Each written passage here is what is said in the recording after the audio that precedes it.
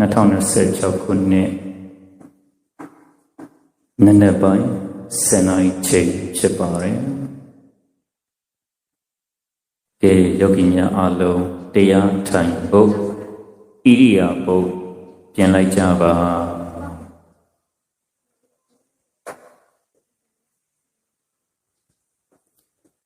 မြို့တော်ယောဂီများကတင်ပြင်ခွေထိုင်ပါအမျိုးသမီးယောဂီများလည်းတင်မြင်ခွေထိုင်လို့ကထိုင်နိုင်ပါတယ်ကြုံကြုံလေးထိုင်လို့ကထိုင်နိုင်ပါတယ်တင်မြင်ခွေထိုင်မဲ့ဣရိယာပုမှာဘယ်ဘက်ခြေထောက်ကိုအတွင်းကထားညောင်ဘက်ခြေထောက်ကိုအပြင်ကထားဒါအများစုထိုင်တာပြောတာဖြစ်ပါတယ်မိမိတို့အဆင်ပြေသလိုထိုင်လိုက်ပါတင်မြင်ခွေထိုင်မဲ့ဣရိယာပုတေချာပြင်ပြီးဆိုရင်ဘယ်ဘက်လက်ပေါ်ညာဘက်လက်ကလေးတင်လိုက်ပါလမတိန်ကိုထီလို့အစဉ်ပြေရင်ထီထားလိုက်ပါလမတိန်ကိုထီလို့အစဉ်မပြေရင်လက်ကလေးနှစ်ခုဆက်ထားလိုက်ပါမိမိတို့ရဲ့လက်အနေထားလိုက်အစဉ်ပြေသလိုထားလိုက်ပါခါကလေးပုံမှန်ထားပါတရားထိုင်မှပြီဆိုမှခါကြည်ဆွဲဆန့်တာမျိုးမလုပ်ပါနဲ့ဥစုံကာယပဏိတာယခါကလေးကိုဖြောင့်မှန်စွာထားလိုက်ပါကောင်းရှင်မငုတ်စိတ်နဲ့ကောင်းရှင်ငုတ်ရင်ကိုယ်ကြောတွေတင်းလေးပြီးတော့ငိုက်တတ်ပါတယ်ကောင်းတော့မလန်းစိတ်နဲ့ကောင်းတော့လည်းရင်လည်းကိုယ်ခန္ဓာကိုမနိုင်ပဲလက်ချတတ်ပါတယ်မျက်စိကိုစင်ငယ်များမှိတ်ပါမျက်စိကိုဘာကြောင့်မှိတ်ခိုင်းတယ်လဲဆိုရင်အယောင်စင်အလင်းတွေဝင်ရင်အာယုံတွေထွေပြတတ်ပါတယ်မျက်စိကိုလည်းစုံမိတ်မထားပါနဲ့မျက်စိကိုစုံမိတ်ထားရင်မျက်လုံးကပူပြီးတော့မျက်ရည်ပူတွေကျတတ်ပါတယ်ပြန်ပြောပါမယ်တင်မြင်ခွေဘယ်ဘက်လက်ပေါ်ညာဘက်လက်ကလေးတင်ပါခါကလေးပုံမှန်ထားပါကောင်းရှင်မငုတ်စိတ်နဲ့ခေါင်းနောက်မလန်းစိတ်နဲ့မျက်စိကိုစင်ငယ်မြမိတ်ပါအရိညာကတောဝရုခမူလကတောဝတုံညာကာရကတောဝနိပိတတိပလင်္ကအဘုစိတဝဥစုံကာယပဏိတာယပရိမုခံတတိဥပဋ္ဌပိတဝါအရိညာကတောဝတောရ၌နေစင်တော်၎င်းဘုခမူလတောဝတိပင်ရ၌နေစင်တော်၎င်းတုံညာကာရကတောဝစိတ်ဉ္ဇအယ၌နေစင်တော်၎င်းပလင်္ကထက်ဖွဲ့ကိုအဘုစိတဝဖွဲ့ခွေ၍ကာယကိုဥစုံဖြောင့်မှန်စွာပဏိတာယထား၍တတိကိုပရိမုခံကမ္မထံသို့ရှေရှုဥပဋ္ဌပိတဝါဖြစ်စေ၍နိတိတတိထိုင်၏ယောဂီတို့ခုဓမ္မိတာကြီးကိုရောက်နေတဲ့ဆိုတာတောအယက်မှာရှောင်းနေသလိုပဲယောဂီတို့အခုဓမ္မိတာကြီးကိုရောက်နေတဲ့ဆိုတာတစ်တပင်အရင်မှရောက်နေသလိုပဲယောဂီတို့အခုဓမ္မိတာကြီးကိုရောက်နေတဲ့ဆိုတာစိတ်ငြိမ်ရာအရင်မှရောက်နေသလိုပဲတော့အရက်တစ်တပင်အရင်စိတ်ငြိမ်ရာတော့အရင်တစ်တပင်အရင်စိတ်ငြိမ်ရာရမှရောက်နေတဲ့အချိန်မိမိတို့ရဲ့ခန္ဓာကိုယ်ဣရိယာပုကိုတေချာပြင်ပြီးဆိုရင်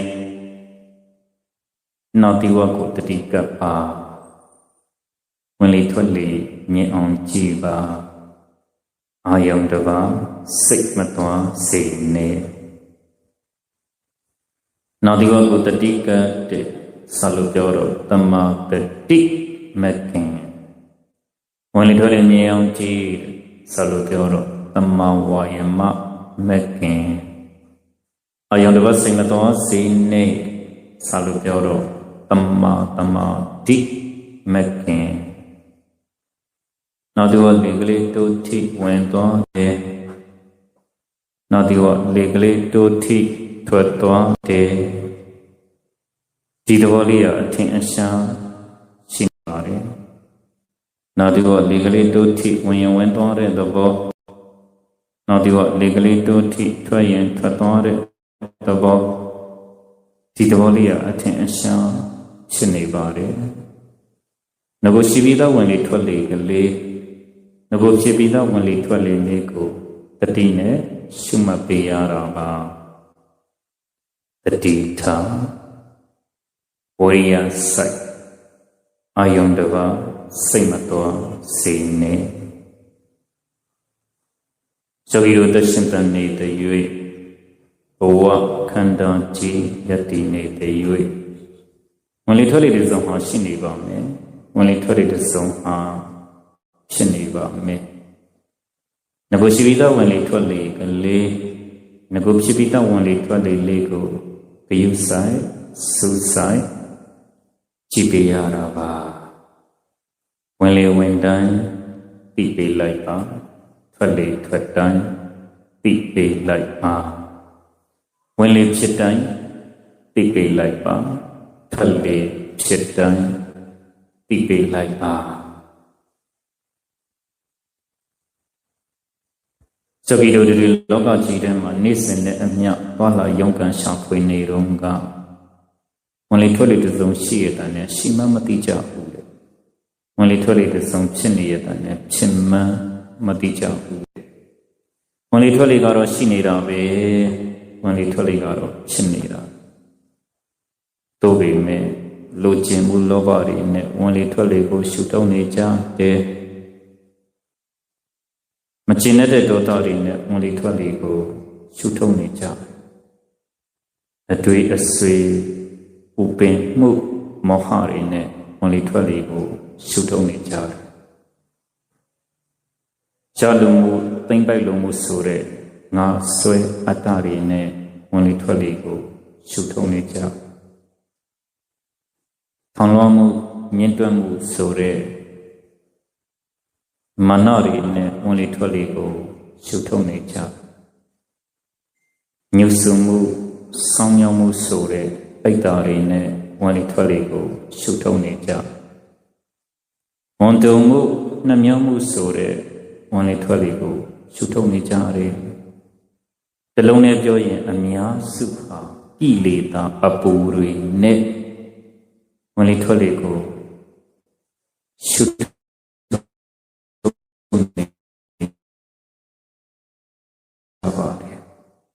ယောဂီတို့လက်တွေ့ကြခန္ဓာကိုကြီးကိုတရားပြင်ဆင်ပြီးနောက်ပြီးဆုံးနောက်ဒီကနခန်းချမ်းမှာဝင်လေထွက်လေကိုတတိနဲ့ရှုထုတ်လိုက်တော့လောဘတွေလည်းခဏရက်စဲနေတယ်ဒေါသတွေလည်းခဏရက်စဲနေတယ်မောဟတွေလည်းခဏရက်စဲနေတယ်အတ္တတွေလည်းခဏရက်စဲနေတယ်မာနတွေလည်းခဏရက်စဲနေတယ်တိတ်တာတွေလည်းခဏရက်စဲနေတယ်မစ္စရိယတွေလည်းခဏရက်စဲနေတယ်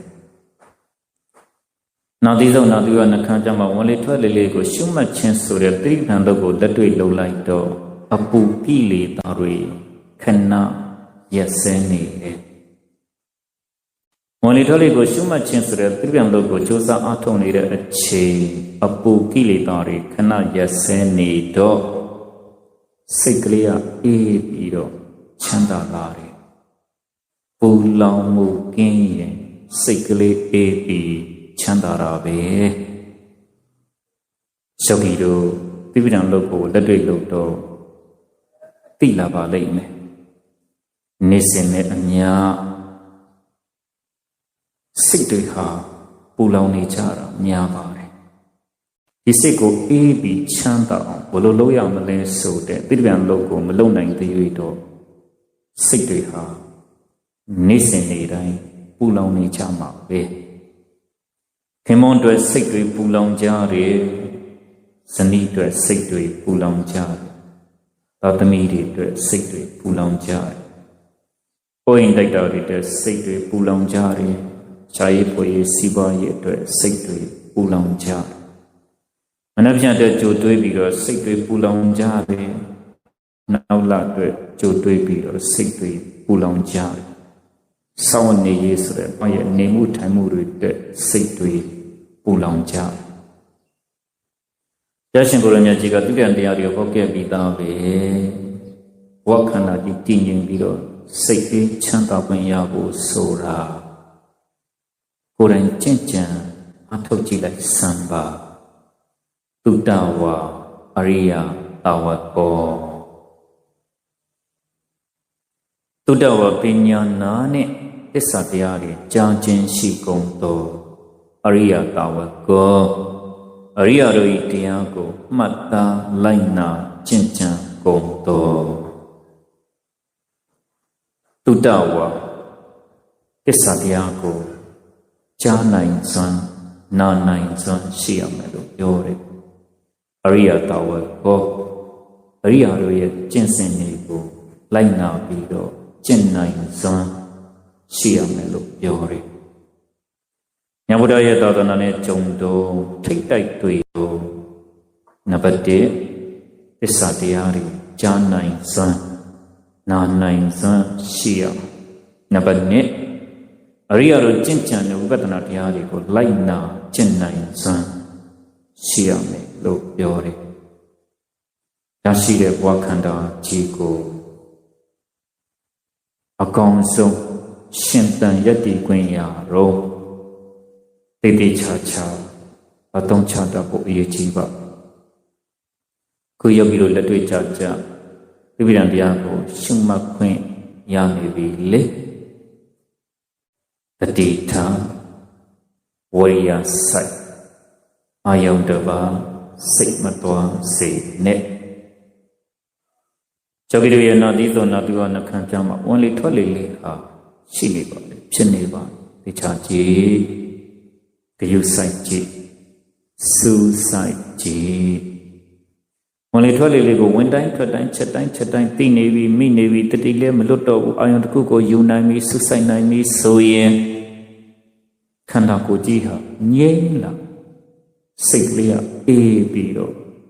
ချမ်းသာလာတယ်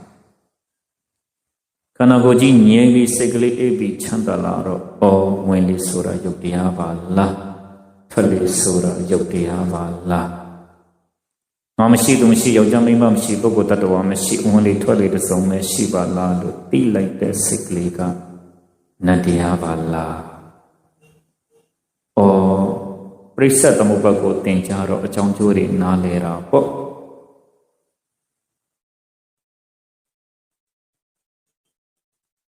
ကံရဲ့ကြောင့်ဝိဇ္ဇာသင်္ခါရလို့ပြီးတော့အကြောင်းပေါ်ညာရှင်တော့တန်ပြောက်စီကိစ္စစင်နာပေါ့ငါတို့ဝိဇ္ဇာထင်လို့တဲ့သင်္ခါရကြောင့်ရရှိနေတာငါသူတစ်ပါးယောက်ျားမိန်းမပုဂ္ဂိုလ်တ attva မဟုတ်ဘူးခန္ဓာ၅ပါးလို့သိလိုက်တော့အစတကတိအသိနဲ့ပြုတ်သွားတာပေါ့အကြောင်းကျိုးလည်းနားလည်ခဲ့ပါပြီဆွဲတတိလည်းသိနဲ့ပြုတ်ခဲ့ပါပြီအခုလက်တွေ့ကြကြတိရိစ္ဆာန်လုပ်တဲ့ကြိုးစားအထုတ်ခွင့်ရှာနေပါပြီ။အော်တိရိစ္ဆာန်လုပ်ကိုလုပ်လိုက်တော့ငါမရှိသူမရှိယောက်ျားမိန်းမမရှိပုဂ္ဂိုလ်တ attva မရှိရုပ်တရားနဲ့နတ်တရားပါလားရုပ်တရားနဲ့နတ်တရားပါလားဒါသတိပဋ္ဌာန်အလုံးလုံးသိခွင့်ရတာပါနာသီဝလေးလေးတိုးတီဝင်သွားတယ်နာသီဝလေးလေးတိုးတီထွက်သွားတယ်နာသီဝလေးလေးတိုးတီဝင်သွားတယ်နာသီဝလေးကလေးတိုးတီထွက်သွားတယ်ဒီသဘောလေးကအထင်ရှားရှိနေပါတယ်ဝင်လေထွက်လေကိုတတိနဲ့ရှုမှတ်နေတဲ့အချိန်မှာသမာတတိသမာဝါယမသမာသမာဓိဆိုတဲ့တမာရီမကင်၃ပါးဝန်တဲမှာကိန်းနေပါပြီ နောက်ဒီဝလေးလေးတိုးထီဝင်ရင်ဝင်သွားတဲ့သဘောနောက်ဒီဝလေးလေးတိုးထီထွက်ရင်ထွက်သွားတဲ့သဘောဒီသဘောလေးကိုပဲဂယုစိုက်ပြီးတော့စူးစိုက်ကြည့်ပါတတိထားတတိမလွတ်ပါစေနဲ့အာယုံတစ်ပါးစိတ်မသွားစေနဲ့ခန္ဓာအပြင်ဘက်စိတ်မထွက်ပါစေနဲ့ဝင်လေထွက်လေဆိုတဲ့အရှိတရားနဲ့တတိဟာအစဉ်ကပ်နေပါစေယောဂီတို့ရဲ့နာသီးဆုံးနာသီးဝနှခမ်းပြားမှာဝင်လေကလေးကြာကြာရှူရင်ကြာကြာရှူမှန်းသိပေးလိုက်ပါထွက်လေကလေးကြာကြာထုတ်ရင်ကြာကြာထုတ်မှန်းသိပေးလိုက်ပါခုယောဂီတို့ခန္ဓာကိုယ်ရိယဘုကြီးကိုတေချာပြင်ဆင်ပြီးကမ္မထအာယုံပေါ်တင်လိုက်တော့ယောဂီတို့ရဲ့နာသီးဆုံးနာသီးဝနှခမ်းပြားမှာဝင်လေထွက်လေလေးကိုအထင်အရှားအမြင်အသာတွေ့ပါတယ်နာသီးဝမှာဝင်လေကလေးကြာကြာရှူရင်ကြာကြာရှူမှန်းသိပေးလိုက်ပါနာသီးဝမှာထွက်လေကလေးကြာကြာထုတ်ရင်ကြာကြာထုံမှန်းသိပေးလိုက်ပါတတိယရေးကြည့်ပါတယ်တတိနဲ့ကြည့်ရင်သေချာမြင်ပါတယ်ဝင်လေထွက်လေကလေးကိုရှိုက်ရင်ရှူရင်ရှူရင်ရှိုက်ရင်ဝင်လေထွက်လေကိုတတိဆွဲမြဲစွာသေသေးချာချာသိလာပြီဆိုရင်ရှူရင်မှန်ရင်ရှိုက်ရင်ထုတ်ရင်နဲ့နာသီဝဝင်လေကလေးမြန်မြန်ရှူရင်မြန်မြန်ရှူမှန်းသိပေးလိုက်ပါနာသီဝထွက်လေကလေးမြန်မြန်ထုတ်ရင်မြန်မြန်ထုံမှန်းသိပေးလိုက်ပါတတိထားပြီးတော့ကြည်နော်ယောဂီတို့ရဲ့နာသီးဆုံးနာသီဝနှခမ်းပြားမှာဝင်လေထွက်လေလေးကအထင်ရှားရှိနေပါတယ်အဲ့ဒီဝင်လေထွက်လေလေးကိုနာသီဝဝင်လေကလေးမြန်မြန်ရှူရင်မြန်မြန်ရှူမှန်းသိပေးလိုက်ပါနာသီဝထွက်လေကလေးမြန်မြန်ထုတ်ရင်မြန်မြန်ထုတ်မှန်းသိပေးလိုက်ပါတတိနဲ့ကြည်ပါဂယုစိုက်ပြီးကြည်ပါစူးစိုက်ပြီးကြည်ပါဝင်လေထွက်လေလေးကိုအထင်ရှားအမြင်သာတွေ့ပါလိမ့်မယ်တတိထားတတိမလွတ်ပါစေနဲ့အာယုံတစ်ပါးစိတ်မသွားစေနဲ့ဝင်လေထွက်လေကိုသတိနဲ့ရှုမှတ်လို့ကောင်းမွန်စွာသိမြင်လာပြီဆိုရင်ယောဂီတို့ရဲ့နှာသီးဆုံးနှာသီးဝနှခမ်းပြားမှာအဲ့ဒီဝင်လေထွက်လေလေးရဲ့အစလည်းစုံ၃ပါးလုံးခြုံပြီးတော့သိလိုက်ပါဝင်လေလေးရဲ့အစလည်းအဆုံးထွက်လေလေးရဲ့အစလည်းအဆုံး၃ပါးလုံးခြုံပြီးတော့သိလိုက်ပါယောဂီတွေရဲ့နှာသီးဝမှာလေကလေးတိုးထီဝင်သွားတယ်တိုးဝင်သွားတဲ့သဘောလေးထိသွားတဲ့သဘောလေးအဆုံးရောက်သွားတဲ့သဘောလေးထွက်လေကလေးတိုးထွက်သွားတဲ့သဘောလေးထိသွားတဲ့သဘောလေးအဆုံးရောက်သွားတဲ့သဘောလေးဝင်လေထွက်လေရဲ့အစလည်းဆုံး၃ပါးလုံးလည်းသေချာသိပေးလိုက်ပါ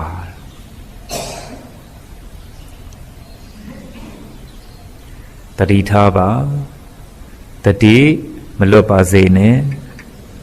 အာယုံတစ်ပါးစိတ်မသွားစေနဲ့ခန္ဓာအပြင်ဘက်စိတ်မထွက်ပါစေနဲ့ဝင်လေထွက်လေကိုတတိနဲ့ရှုမှတ်ပြီးတော့တည်ငြိမ်တဲ့သမာဓိဖြစ်အောင်ခိုင်ခန့်တဲ့သမာဓိဖြစ်အောင်မယိမ့်မယိုင်တဲ့သမာဓိဖြစ်အောင်တည်ကြည်တဲ့သမာဓိဖြစ်အောင်ထူထောင်နေတဲ့အချိန်မှာထိနမိတ်တနိဝရဏဆိုတဲ့အိတ်ချင်တဲ့စိတ်တွေငိုက်ချင်တဲ့စိတ်တွေတတိတွေဖြစ်ခွင့်မရအောင်ပိတ်ဆို့မဲ့နိဝရဏတရားတွေအဝယ်မခံပါနဲ့ထိနမိတ်တနိဝရဏဆိုတဲ့ပိတ်ပင်တတ်တဲ့တရားကာကွယ်တတ်တဲ့တရားပိတ်ဆို့တတ်တဲ့တရားတွေခန္ဓာတွေကိုအဝယ်မခံပါနဲ့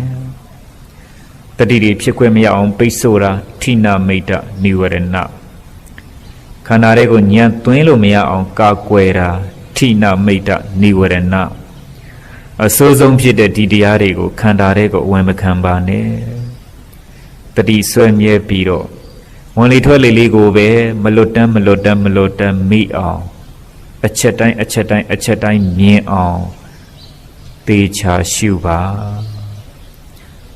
ယောဂီရဲ့နာသီဝမှာလေကလေးတိုးထီဝင်သွားတယ်ယောဂီရဲ့နာသီဝမှာလေကလေးတိုးထီထွက်သွားတယ်အဲ့ဒီဝင်လေထွက်လေလေးကိုအရှိတရားလေးကိုရုပ်တရားလေးကိုကာယလေးကိုတတိနဲ့မြင်အောင်ကြည်ပါဝင်လေဆိုတာရုပ်တရားကာယထွက်လေဆိုတာရုပ်တရားကာယ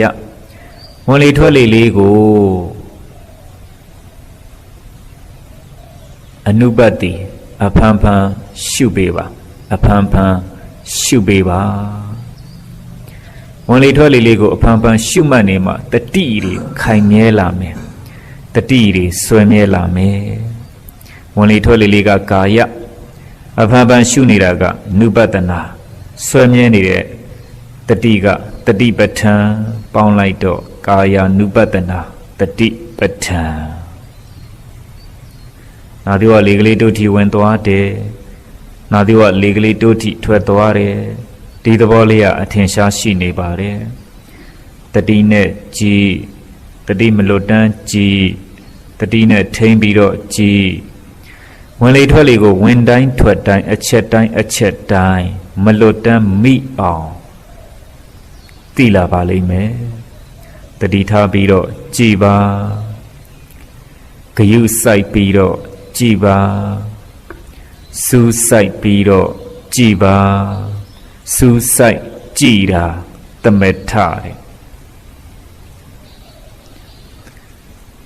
ဝင်လေထွက်လေကိုတတိနဲ့ရှုမှတ်နေတဲ့အချိန်မှာတမာတိဖြစ်အောင်တည်ငြိမ်အောင်ထူထောင်နေတဲ့အချိန်မှာ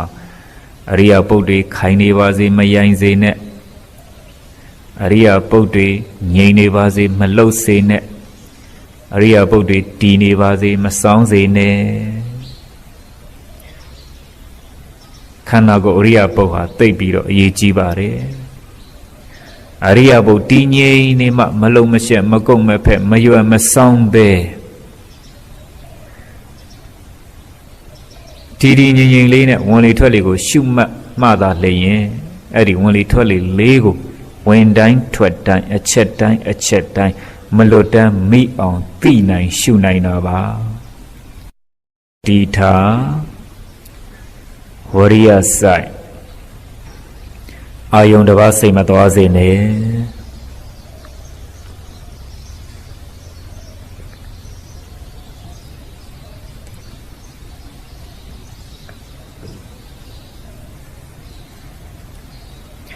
တတိယရေးကြည့်ပါတယ်တတိမူရင်မြူတောင်မြင်တဲ့တတိမမူရင်ဂူတောင်မမြင်ဘူးတဲ့တတိမရှိတဲ့ပုဂ္ဂိုလ်တတိလွတ်နေတဲ့ပုဂ္ဂိုလ်တတိချွတ်ချော်နေတဲ့ပုဂ္ဂိုလ်ဟာလမ်းသွားရင်တောင်မှရှေ့မှာရှိတဲ့ဂူကြီးကိုဝင်းတိုက်တဲ့ဩဒါဘာကြောင့်ဖြစ်တာလဲဆိုတတိမမူလို့တတိလွတ်လို့တတိမူတဲ့ပုဂ္ဂိုလ်တတိထားတဲ့ပုဂ္ဂိုလ်ဆိုရင်မြူလေးတွေအမုံအမွားလေးတွေအစမြင်နိုင်တဲ့တတိယအဲ့ဒီလောက်ထိအရေးကြီးပါတယ်အခုယောဂီတို့လက်တွေ့ကြဝင်လေထွက်လေကိုတတိနဲ့ရှုမှတ်နေတဲ့ချိန်မှာနာသီဝလေးလေးတိုးဝင်ရင်ဝင်သွားတဲ့သဘောတိကိုသိရမယ်နာသီဝလေးကလေးတိုးထွက်ရင်ထွက်သွားတဲ့သဘောတိကိုသိရမယ်တတိနဲ့ကြည်နေပြီလေမသိဘူးဆိုရင်မဟုတ်သေးဘူးတတိတွေချွတ်ချော်နေတယ်တတိတွေမေ့လျော်နေတယ်တတိတွေပေါ့ဆနေတယ်အတွေးထဲမှာမျောနေတယ်အနာဂတ်ထဲမှာမောနေတယ်ဝင်လေထွက်လေကိုတတိနဲ့ရှုမှတ်နေတဲ့ချိန်မှာဟိုပြီးခဲ့တဲ့အတိတ်ကိုပြန်တွေးပြီးတော့လဲမမျောမိစေနဲ့မရောက်သေးတဲ့မနက်ဖြန်စပတ်ခါနောက်နှစ်ဆိုတဲ့အနာဂတ်ကိုလှမ်းမြော်ပြီးတော့လဲမမောမိစေနဲ့ပြီးခဲ့တဲ့အတိတ်ကိုပြန်တွေးရင်မျောတတ်တယ်မရောက်သေးတဲ့အနာဂတ်ကိုလှမ်းမြော်ရင် မောတတ်တယ်ဝင်လေထွက်လေကိုတတိနဲ့ရှုမှတ်နေတဲ့အချိန်မှာအတိတ်ကိုလည်းအမျောမခံနဲ့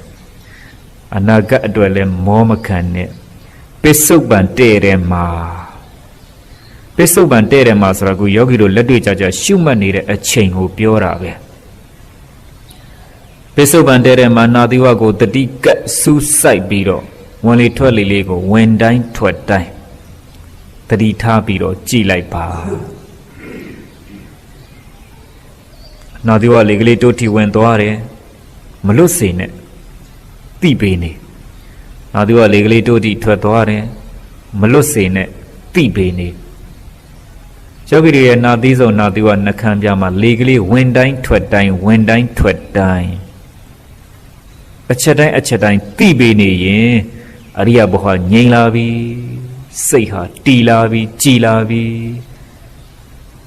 ခန္ဓာကိုယ်ကလှုပ်ခြင်းလဲခြင်းမဖြစ်တော့တမာတိရဲ့အစွမ်းတမာတိရဲ့အစွမ်းဟာ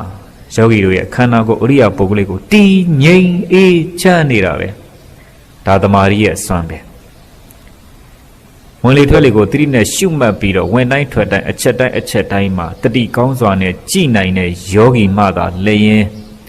အရိယဘုတည်ငြိမ်မှုရပြီးတော့ခန္ဓာကိုယ်ငြိမ်သက်မှုရပြီးတော့ဩဝင်လေဆိုတာလဲရုပ်တရားပါလားထွက်လေဆိုတာလဲရုပ်တရားပါလားဝင်လေလေးရှိနေပါလားထွက်လေလေးရှိနေပါလားဆိုသိလိုက်တဲ့စိတ်ကလေးကနံတရားပါလားဩတမာတိရဲ့အစွမ်းဟာယုံနံကိုသိပါလား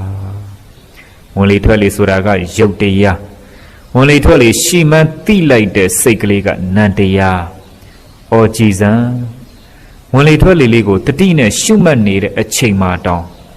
ယုံနံကွဲနေပြီတန်ဖိုးကြီးပါတယ်ဝင်လေထွက်လေကိုတတိနဲ့ရှုမှတ်နေတဲ့အချိန်မှတောင်ယောဂီတို့ရုပ်ပဲနံပဲဆိုတဲ့သူငါမရောတဲ့ယုံနံသဘောကိုကောင်းကောင်းသိနေပါပြီဘလောက်တန်ဖိုးကြီးလဲဒါတမာတိရဲ့အစွမ်းပဲရှိသေးတယ်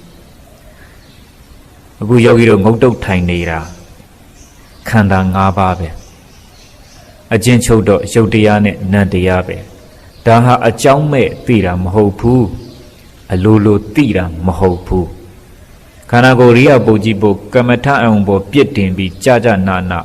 ဝင်လေထွက်လေကိုတတိနဲ့ရှုမှတ်လို့ဒါဟာရုပ်တရားပဲဒါဟာနံတရားပဲငါမရှိသူမရှိယောက်ျားမိန်းမမရှိပုဂ္ဂိုလ်တ attva မရှိအရှိတရားကယုတ်နဲ့နံပဲလို့တတိနဲ့ကြည်လို့ကောင်းမွန်စွာသိတာဒီလိုဝင်လေထွက်လေလေးကိုအစဉ်အမြဲတတိကပ်ပြီးရှုမှတ်လာတော့တိမ်မွေ့တဲ့ဝင်လေကလေးကိုလည်းသိလာတယ်တိမ်မွေ့တဲ့ထွက်လေကလေးကိုလည်းသိလာတယ်တိမ်မွေ့ဝင်သွားတဲ့ဝင်လေလေးဟာလည်းယုတ်တရားပဲတိမ်မွေ့ထွက်သွားတဲ့ထွက်လေလေးကလည်းယုတ်တရားပဲဩဝင်လေလေးကလည်းတိမ်မွေ့လေးဝင်သွားပါလားထွက်လေလေးကလည်းတိမ်မွေ့လေးထွက်သွားပါလားလို့သိလိုက်တဲ့စိတ်ကလေးကနံတရားဩအရှိကယုံနဲ့နံပဲရှိပါလားယုံနဲ့တစုံပဲရှိပါလားကောင်းကောင်းကြီးသိလာပါတယ်ဝင်လေထွက်လေကိုသိနဲ့ရှုမှတ်ပြီးတမာတိတွေဒီလိုအစင်မြင့်အားကောင်းလာပြီးဆိုရင်ရှေ့ဆက်ပြီးတော့ကြည်လိုက်မယ်အဲ့ဒီယုံနံသည်ဘယ်သဘောရှိလဲဒါတမာတိအားကောင်းမှကြည်နိုင်တာပါကဲတမာတိတွေအားကောင်းလာပြီဆိုရင်ခန္ဓာဘက်ကိုညံလှည့်လိုက်အကျဉ်းချဲတော့ခန္ဓာ၅ပါးအကျဉ်းချုပ်တော့ယုတ်တရားနဲ့နံတရားအဲ့ဒီယုံနံရဲ့သဘောတွေကိုညံနဲ့ကြည့်မယ်ခန္ဓာဘက်ကိုညံလှည့်လိုက်တော့ယုတ်သဘောကဘယ်လိုရှိသလဲနံသဘောကဘယ်လိုရှိသလဲယုံနံရဲ့သဘောဟာဘယ်လိုဖြစ်သလဲဆိုသိအောင်ဉာဏ်နဲ့စောင့်ကြည့်ကြမယ်ခုယောဂီတို့ရဲ့ကောင်းကားခြေလက်ခန္ဓာကိုယ်ရုပ်တရားကြီးဟာဖောက်ပြန်တတ်တဲ့သဘောရှိတယ်ရုပ်သဘောကိုသိလိုက်ပါပြီကောင်းကားခြေလက်ခန္ဓာကိုယ်ရုပ်တရားကြီးဟာဖောက်ပြန်တတ်တဲ့သဘောရှိတယ်ဒီရုပ်တရားကြီးဘယ်လိုဖောက်ပြန်တာလဲဒါဉာဏ်ရဲ့အလုပ် ဉာဏ်နဲ့ကြည့်မှသိမယ်အေးတာဖောက်ပြန်တာပဲပူတာဖောက်ပြန်တာပဲနာတာဖောက်ပြန်တာပဲကျင်တာဖောက်ပြန်တာပဲစူးတာဖောက်ပြန်တာပဲအောင့်တာဖောက်ပြန်တာပဲညောင်းတာဖောက်ပြန်တာပဲထုံတာဖောက်ပြန်တာပဲတစစ်စစ်နဲ့ကြိုက်ခဲနေတာဖောက်ပြန်တာပဲဘသူဖောက်ပြန်တာလဲဆိုရင်ရုပ်တရားကြီးဖောက်ပြန်တာအဲ့ဒီဖောက်ပြန်တဲ့သဘောတွေမြဲသလားသိဖို့ကဉာဏ်နဲ့စောင့်ကြည့်ရတာကဲသိခြင်းကြည့်လိုက်ပေါ့ရုပ်သဘောဘလို့ဖောက်ပြန်တာလဲဆိုတာသိခြင်းဉာဏ်နဲ့ကြည့်လိုက်ပါပူတဲ့သဘောလေးဉာဏ်နဲ့ကြည့်တော့မရှိတော့ဘူးဖြစ်ပြီးတော့ပြတ်သွားတယ်အေးတဲ့သဘောလေးဉာဏ်နဲ့ကြည့်တော့မရှိတော့ဘူးဖြစ်ပြီးတော့ပြတ်သွားတယ်ဩဖောက်ပြန်တဲ့ရုပ်သဘောတွေကလည်းမမြဲပါလားမမြဲပါလားမမြဲပါလားဆိုတာဉာဏ်နဲ့ကြည့်မှသိတာသိခြင်းဉာဏ်နဲ့ကြည့်လိုက်ပေါ့ရုပ်ဖောက်ပြန်တာဘယ်သဘောရှိသလဲဆိုတာခိုင်သလားတီးသလားတန့်သလားပြက်သွားသလားအနိစ္စလားဒုက္ခလားအနတ္တလားဆိုတာသိဖို့အတွက်ဉာဏ်နဲ့စောင့်ကြည့်လိုက်ပါဘယ်ရုပ်သဘောမှမမြဲဘူးအနိစ္စဘယ်ရုပ်သဘောမှမချမ်းသာဘူးဒုက္ခဘယ်ရုပ်တရားမှငါမပိုင်ဘူးအနတ္တဒီလိုလက္ခဏာရေး၃ပါးတင်းပြီးရှုမှတ်နိုင်ဖို့ဆိုတာဉာဏ်နဲ့ဆုံးဖြတ်ချက်ချနိုင်မှသိတာဖောက်ပြန်တတ်တဲ့ရုပ်ရဲ့သဘောကိုဉာဏ်နဲ့စောင့်ကြည့်ပါ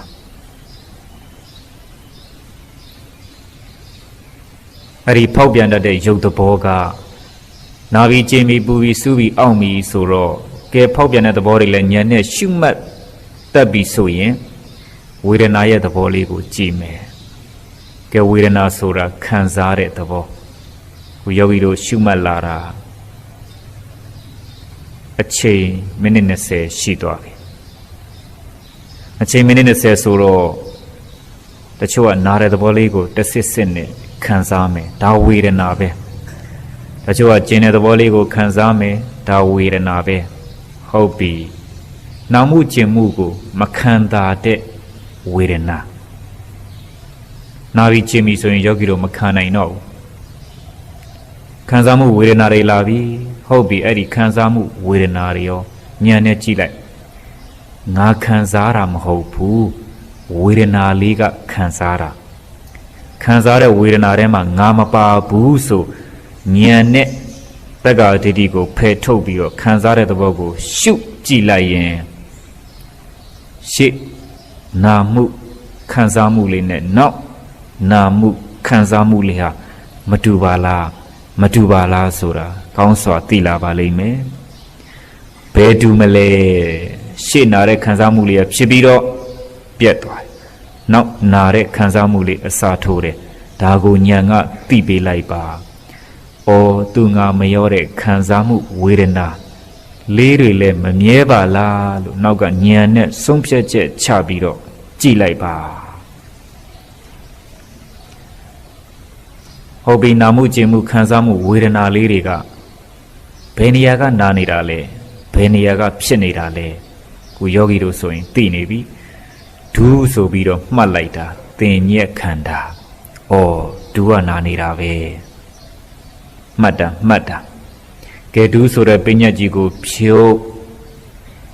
နာတယ်ဆိုတဲ့မှတ်သားမှုလေးဩဒူးကနာတာပဲဒူးကနာတာပဲဆိုတော့မှတ်သားမှုသင်ညက်ခန္ဓာလေးရောဘယ်မြဲမလဲနာတယ်စိတ်တွေကဘလောက်ပဲရေရွတ်မှတ်နေရှေ့နာတယ်ဆိုတော့မှတ်လိုက်တဲ့သဘောလေးကလည်းဖြစ်ပြီးတော့ပြတ်သွားတယ်နောက်နာတယ်ဆိုတော့မှတ်လိုက်တဲ့သဘောလေးအစာထိုးတယ်ဩတင်ညက်ခန္ဓာဆိုတဲ့သဘောတရားလေးလည်းမမြဲပါလားဖြစ်လိုက်ပြက်လိုက်အစာထိုးလိုက်ဒီလိုသွားနေတာဩနာတယ်ဆိုမှတ်ရင်နဲ့အနိစ္စလို့ရှုရင်နဲ့ဩဒီနာတဲ့သဘောလေးသက်သာအောင်ယောဂီတို့စိတ်မှာတွေးမယ်ကျင်တဲ့သဘောလေးသက်သာမှုရအောင်ဆိုပြီးတွေးမယ်အဲ့လိုသက်သာခြင်းလို့လှုပ်ခြင်းလှဲ့ခြင်းနဲ့သင်္ခါရခန္ဓာစေတနာလေးတွေ ပြင်ခြင်းပြောင်းခြင်းနဲ့သင်္ခါရခန္ဓာစေတနာလေးတွေကလည်းဉာဏ်နဲ့ကြည့်လိုက်ပါ။အော်နာနေပြီကျင်နေပြီလှုပ်ရင်ကောင်းမလားလှဲ့ရင်ကောင်းမလားပြင်ရင်ကောင်းမလားဆိုတာသင်္ခါရခန္ဓာတွေးရင်စဉ်းစားရင်ပြင်ရင်ကောင်းမလားလှုပ်ရင်ကောင်းမလားဆိုတဲ့သင်္ခါရခန္ဓာလေးကလည်းအခုပြင်ရင်ကောင်းမလားပြင်ရင်ကောင်းမလားဆိုတဲ့စေတနာရဲ့သဘောလေးကလည်းဖြစ်ပြီးတော့ပြက်သွားတာတော့ပါပြီလေးမပြင်တော့ပါဘူးပြီးခံပြီးတော့ရှုမယ်ဆိုတဲ့ဒီစေတနာရဲ့သဘောလေးကလည်းဖြစ်ပြီးတော့ပြက်သွားတာပဲ။အော်သင်္ခါရခန္ဓာပြင်ခြင်းပြောင်းခြင်းနဲ့စေတနာလေးတွေကလည်းမမြဲပါလားဖြစ်လိုက်ပြက်လိုက်အစာထိုးလိုက်ဖြစ်လိုက်ပြက်လိုက်အစာထိုးလိုက်ကဲငါမခံနိုင်တော့ဘူးနာမှုကျင်မှုစူးမှုအောက်မှုတွေကိုလှုပ်လိုက်မယ်ဆိုတော့လှုပ်လိုက်တာကသင်္ခါရခန္ဓာစေတနာလေးပဲကဲလှုပ်လိုက်ပြီးလှုပ်မှန်းသိလိုက်တာကဝိညာဉ်နဲ့ခန္ဓာအဲ့ဒီသိလိုက်တဲ့ဝိညာဉ်နဲ့ခန္ဓာဆိုတဲ့သဘောလေးတွေကလည်းမမြဲပါလားသိလိုက်ဖြစ်လိုက်ပြက်လိုက်သိလိုက်ဖြစ်လိုက်ပြက်လိုက်နဲ့ဟောခန္ဓာ၅ပါးဟာဘယ်တရားမှမမြဲပါလား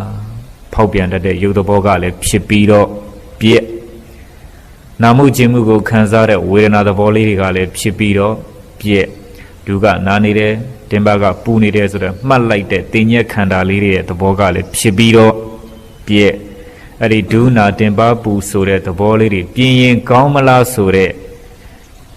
သင်္ခါရခန္ဓာစေတနာလေးတွေကလည်းဖြစ်ပြီးတော့ပြက်ကဲလှုပ်မဲ့လဲ့မဲ့တက်တာအောင်ဆိုပြီးပြင်လိုက်တော့တိလိုက်တဲ့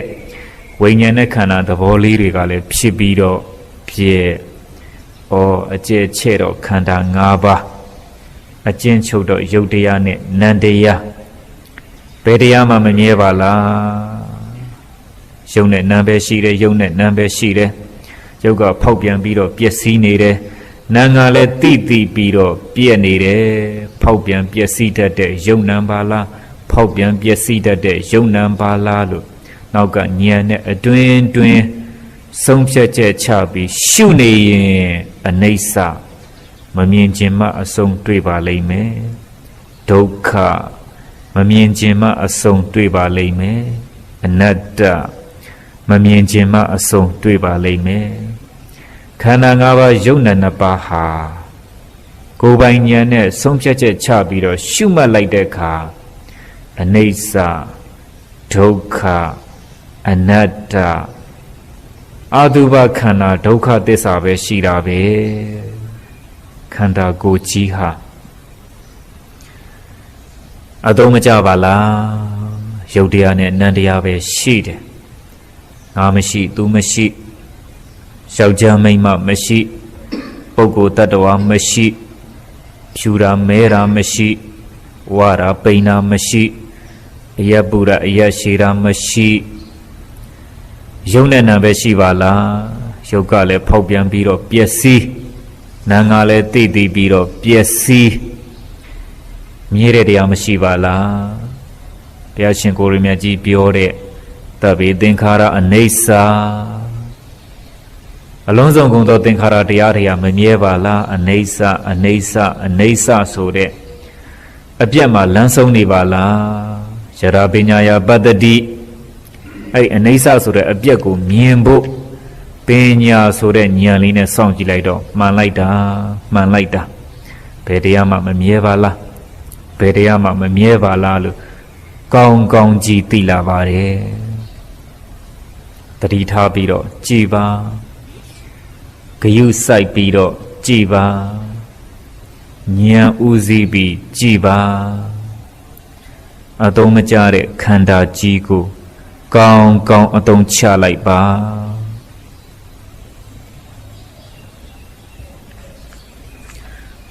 ယောဂီတို့လက်တွေ့ကြသစ္စာတရားတွေလည်းနာခွင့်ရတယ်ခန္ဓာကိုယ်ကြီးကိုအရင်ပြုတ်ပြီးတော့ဝိပဿနာတရားတွေလည်းကြိုးစားအားထုတ်ခွင့်ရတယ်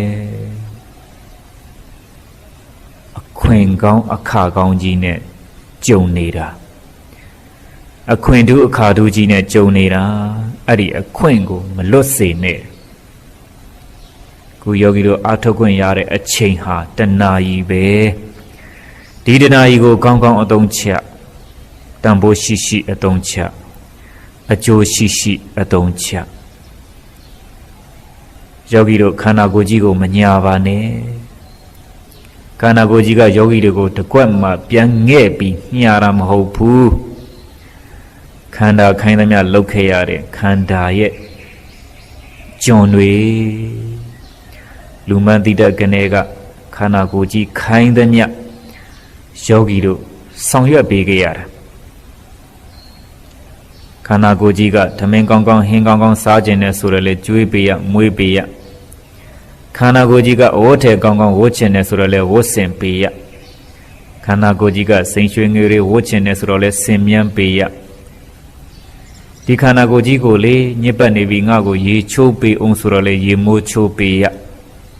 ခန္ဓာခိုင်းသမျှလှုပ်ခဲ့ကြတဲ့ခန္ဓာရဲ့ကျွန်တွေခန္ဓာကိုယ်ကြီးကသွားခြင်းလာခြင်းနဲ့လဲခြင်းပတ်ခြင်းနဲ့ဆိုတော့လေသွားပေးရလာပေးရလမ်းလျှောက်ပေးရခန္ဓာခိုင်းသမျှလှုပ်ခဲ့ကြတဲ့ခန္ဓာရဲ့ကျွန်တွေအခုလိုအေးတဲ့ရာသီမှာဆိုရင်လေအနှွေးတယ်လေးဝစ်ပေးမဝရင်ငါကျမ်းမာရေးချိုးတဲ့အောင်လှုပ်လိုက်မှနော်ဆိုတော့လေခန္ဓာကိုယ်ကြီးကိုအနှွေးတယ်လေးဝစ်ပေးရပူရဲရာသီရောက်ပြန်တော့လေရက်ကလေးခတ်ပေးပူလိုက်တာငါအပူရှက်အောင်ဖြောင်းအောင်လှုပ်လိုက်မှနော်ဆိုတော့လေရက်ကလေးခတ်ပေးရအေးတက်လေးပေးရခန္ဓာခိုင်းသမျှလှုပ်ခဲ့ကြတဲ့ဆောင်ရွက်ပေးခဲ့ရတဲ့ခန္ဓာရဲ့ကျွန်တွေအခုဝိပဿနာတရားတဏှာကြီးရှုမှတ်နေတဲ့ချိန်မှာခန္ဓာကိုတန်အောင်ပြန်ခိုင်းပါအခုဝိပဿနာတရားရှုမှတ်နေတဲ့အချိန်မှာခန္ဓာကိုတန်အောင်ပြန်ခိုင်းပါ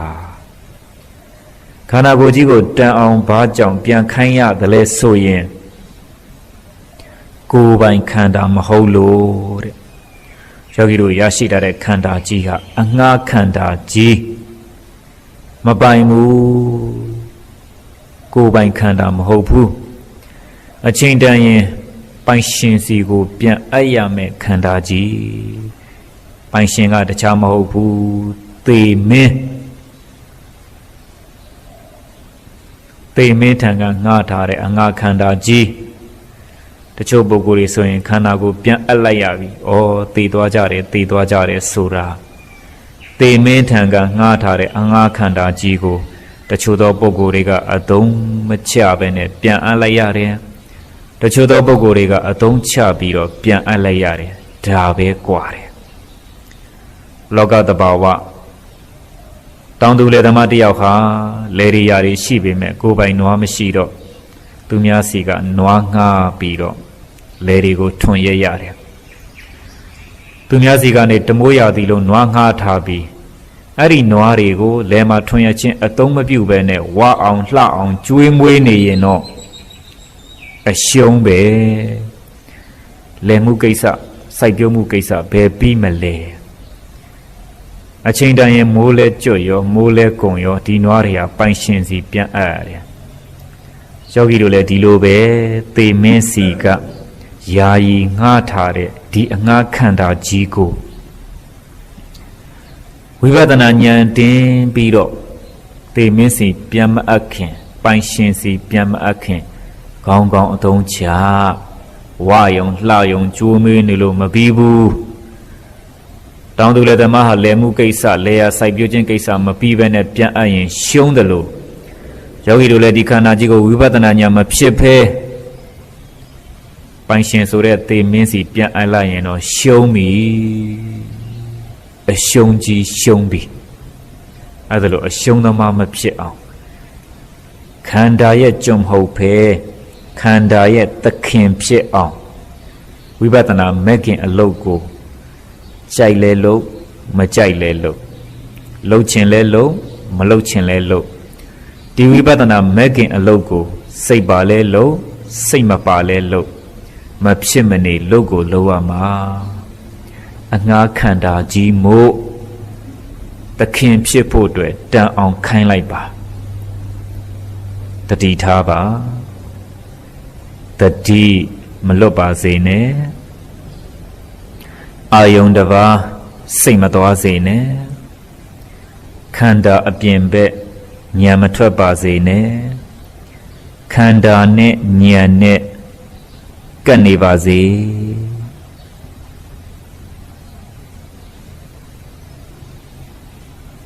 ယောဂီတို့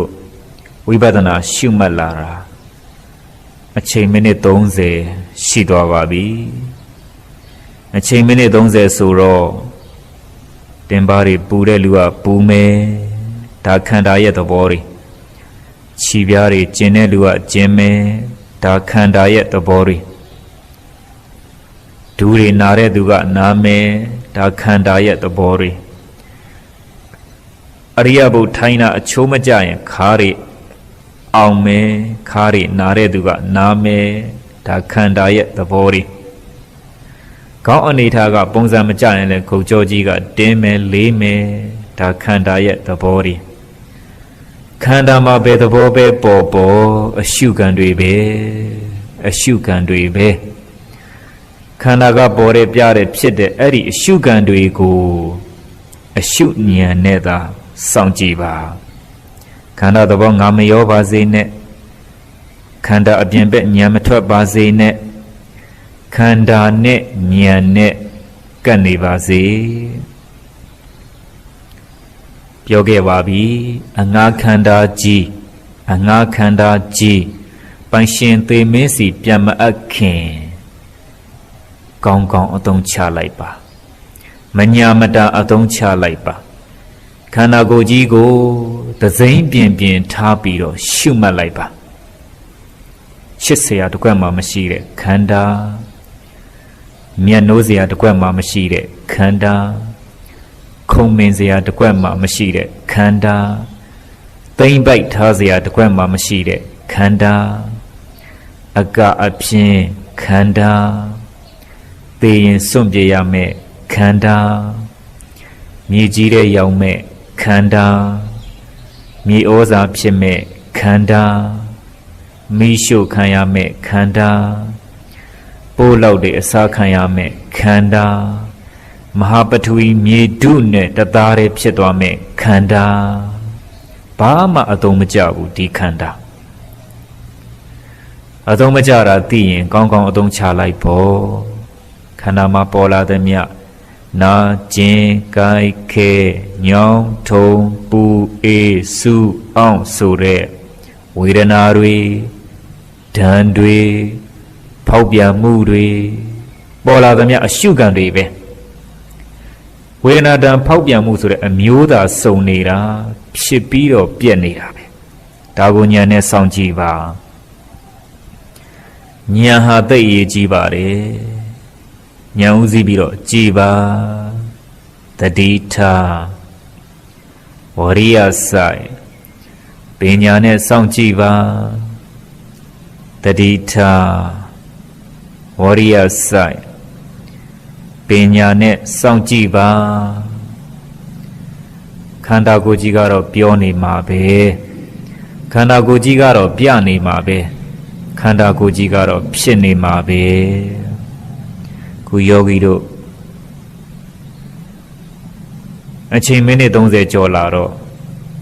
နာမှုကျင်မှုပူမှုစူးမှုအောင်းမှုထုံမှုတွေတတုတ်တုတ်နဲ့ဖြစ်နေတာတွေတဆစ်စစ်နဲ့ကြိုက်နေတာတွေတရိပ်ရိပ်တမွားမွားနဲ့ဖြစ်နေတာတွေ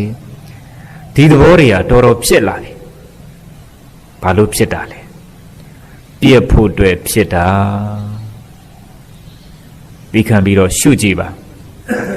လှုပ်ခြင်းလှဲ့ခြင်းနဲ့စိတ်တွေမဝင်စေနဲ့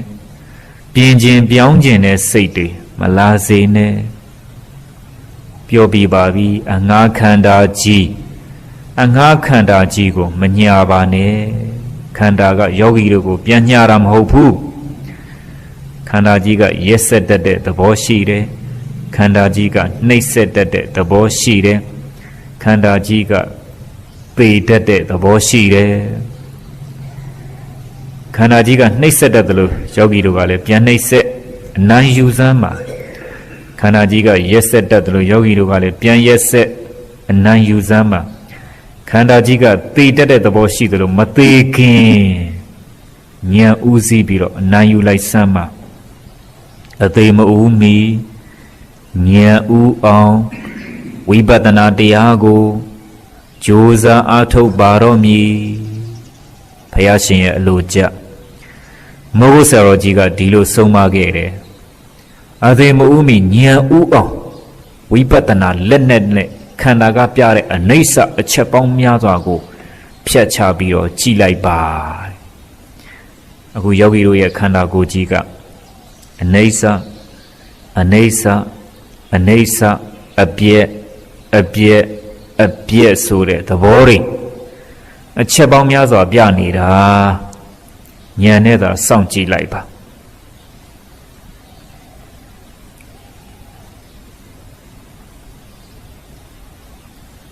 တတိထားပါတတိမလွတ်ပါစေနဲ့အာယုံတစ်ပါးစိတ်မသွားစေနဲ့ခန္ဓာအပြင်ဘက်ဉာဏ်မထွက်ပါစေနဲ့ခန္ဓာနဲ့ဉာဏ်နဲ့ကပ်နေပါစေ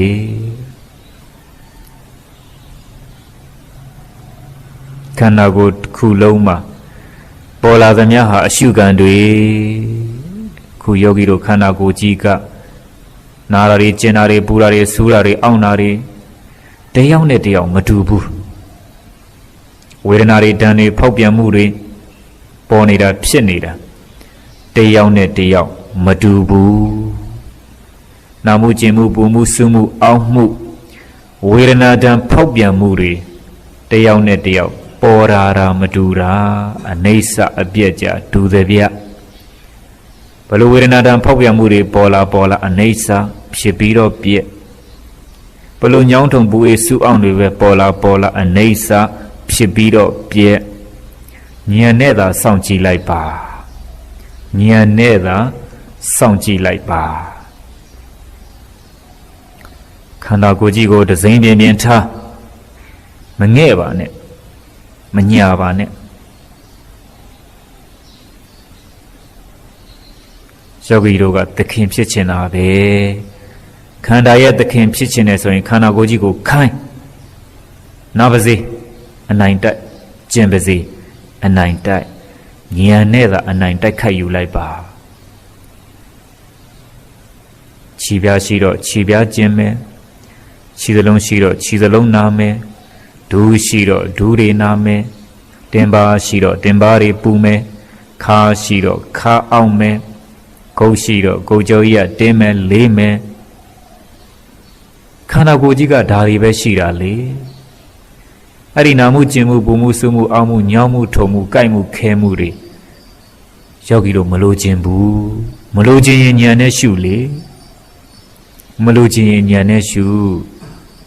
ဝိပဿနာဆိုတာငါအလုံးမဟုတ်ဘူးဉာဏ်အလုံး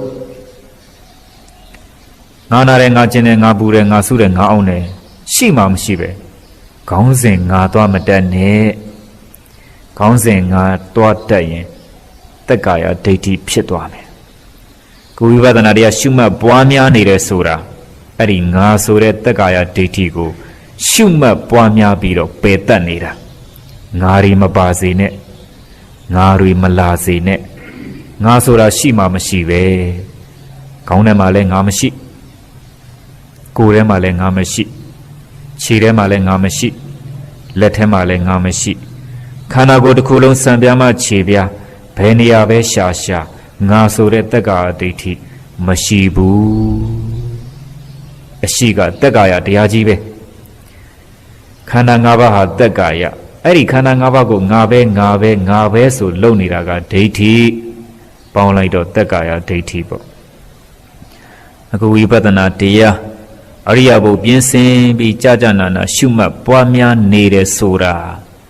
ခန္ဓာဆိုတဲ့အရှိတရားတက္ကာယပေါ်မှာကပ်နေတဲ့မိစ္ဆာအယူမဒိဋ္ဌိကို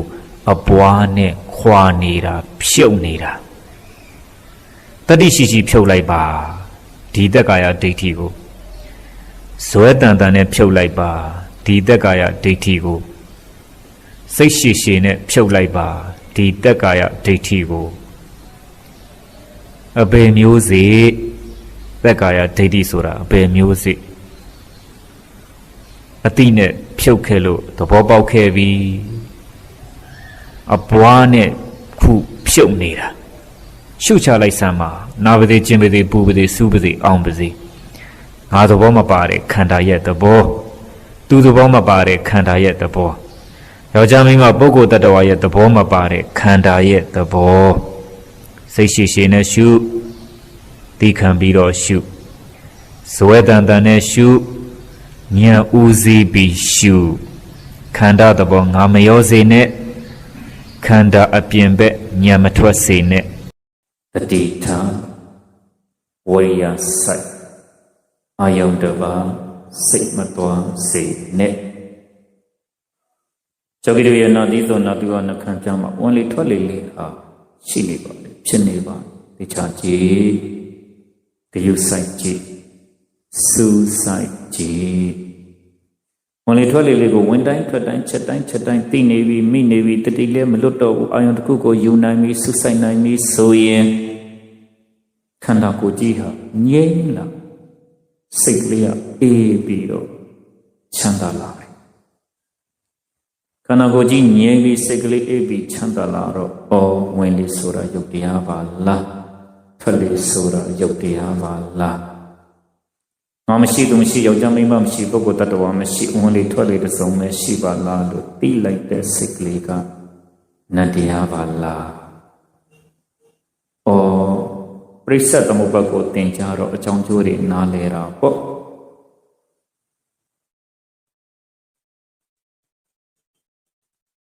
ကံရဲ့ကြောင့်ဝိဇ္ဇာသင်္ခါရလို့ပြီးတော့အကြောင်းပေါ်ညာရှင်တော့တန်ပြောက်စီကိစ္စစင်နာပေါ့ငါတို့ဝိဇ္ဇာထင်လို့တဲ့သင်္ခါရကြောင့်ရရှိနေတာငါသူတစ်ပါးယောက်ျားမိန်းမပုဂ္ဂိုလ်တ attva မဟုတ်ဘူးခန္ဓာ၅ပါးလို့သိလိုက်တော့အစတကတိအသိနဲ့ပြုတ်သွားတာပေါ့အကြောင်းကျိုးလည်းနားလည်ခဲ့ပါပြီအစတတိလည်းသိနဲ့ပြုတ်ခဲ့ပါပြီအခုလက်တွေ့ကြကြတိရိစ္ဆာန်လုပ်တဲ့ကြိုးစားအထုတ်ခွင့်ရှာနေပါပြီ။အော်တိရိစ္ဆာန်လုပ်ကိုလုပ်လိုက်တော့ငါမရှိယောက်ျားမိန်းမမရှိပုဂ္ဂိုလ်တ attva မရှိရုပ်တရားနဲ့နံတရားပါလားရုပ်တရားနဲ့နံတရားပါလားဒါသတိပဋ္ဌာန်အလုံးလုံးသိခွင့်ရတာပါတတိဝရိယရှိမှသမာဓိဖြစ်မယ်သမာဓိဖြစ်မှယုံနံသိမယ်ယုံနံသိမှဖြစ်ပြမြင်မယ်တဲ့ရစံကယောဂီတို့ပေါ်နေတဲ့ယုတ်တဝနံတဘောတွေဟာဖြစ်ချင်းပြချင်းမှလမ်းဆုံးတာပဲဓမ္မနဲ့ကြံမြင်တဲ့ထိမှုဓမ္မနဲ့ကြံမြင်တဲ့ဖိမှုကြောင့်ပူမှန်းတည်တဲ့စိတ်ကလေးကျဉ်မှန်းတည်တဲ့စိတ်ကလေးဓမ္မနဲ့ကြံမြင်တဲ့ထိမှုဖိမှုဆိုတာယုတ်တရားပဲပူမှန်းတည်တဲ့စိတ်ကလေးကျဉ်မှန်းတည်တဲ့စိတ်ကလေးကနံတရားပဲဩယုံနာပေါ်နေတာပဲဒီယုံနာဟာပေါ်ပြီးရင်ပြောက်မှာဒီယုံနာဟာဖြစ်ပြီးရင်ပြတ်မှာဒီယုံနာဟာမွေးပြီးရင်သေမှာပဲယုံနာတစ်စုံကဖြစ်ပြီးပြတ်လို့ဒုက္ခသစ္စာစောင့်ကြည့်တဲ့ဉာဏ်က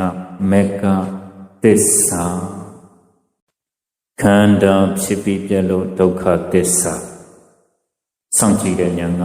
မေဃသစ္စာလူကျင်မှုတွေတည်သွားတာကသမုဒယသစ္စာနောင်ဒုက္ခတွေချုပ်ဆုံးသွားတာကနိရောဓသစ္စာ